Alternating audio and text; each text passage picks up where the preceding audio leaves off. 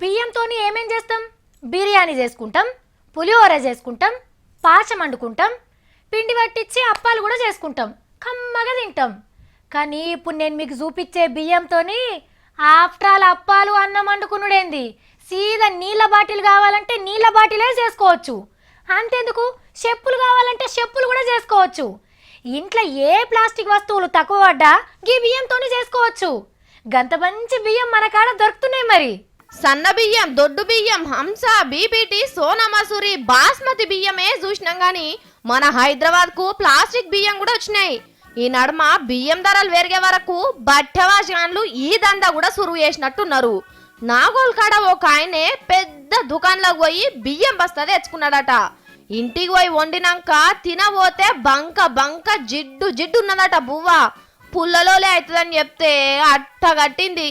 అరే ఇదేంది అని వెనకకొచ్చి షాప్ ఓనర్ అడిగితే, ఏ మాకేవేరక మా దుకాణంలోకి ఇట్లా వండిస్తున్నామా అని చేతులు దులుపుకొని పోయిండు. కానీ మనోడు జర గట్టిగానే ఆర్చుకున్నాడు.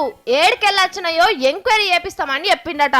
పేపర్ లాగా ఉంది, అన్నం పేపర్ లాగా మారిపోయింది, ప్లాస్టిక్ పేపర్ లాగా మారిపోతుంది. డౌట్ వస్తేనే వచ్చిన హాగో గట్ల బయటపడ్డది ఈ ప్లాస్టిక్ బియ్యం ముచ్చట. ఏం కాదని తింటిరంటే అరగది. సోంపు బుక్కినా క్రేన్ ఒక్క పడేసుకున్నా పనిచేయనే పనిచేయది. చక్కగా పోయి దావకాన మంచం ఎక్కుడే అవుతుంది. కడుపులా ప్లాస్టిక్ గోదాం దాచుకున్నట్టే అవుతుంది.